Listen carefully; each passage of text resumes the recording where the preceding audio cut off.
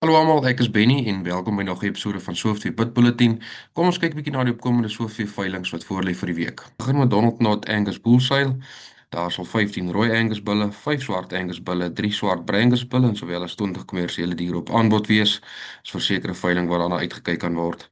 Daarvan af skuif ons na die nasionale Dormer veiling toe wat gehou word deur BKB Kraddock.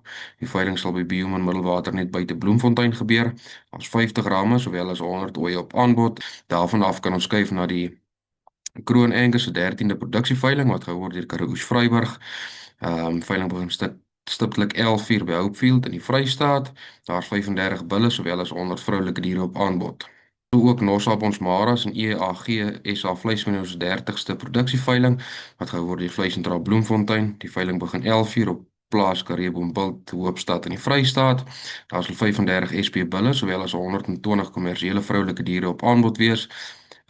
Let wel die kommersiële vroulike diere is in alle produksiestadiums en sowel as geregistreerde SA vleismeernoramme.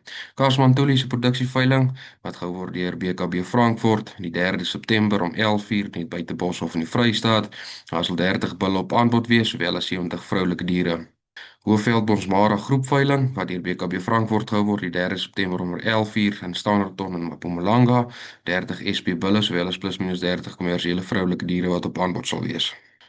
Molopo en Beefmasters 11de produksieveiling wat gehou word deur Andri Kok en Seun, ook die 3de September om 11:00 by Vryburg in die Noordwes, waar daar 35 stoetbulle sowel as 60 stoet en kommersiële vroulike diere in alle produksiestadiums aangebied word.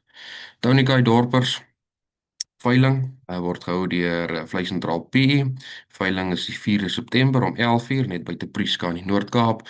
Op aanbod sal daar 35 wit dorper ramme, 30 dorper ooe, 25 dorper ramme, 10 boerbok ramme, 15 van rooi ramme sowel as 40 van rooi ooe op aanbod wees.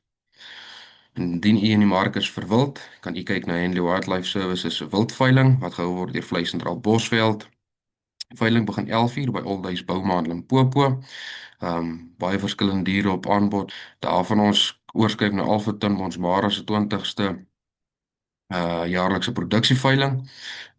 Veiling begin 12:00 in Fort Beaufort in die Oos-Kaap.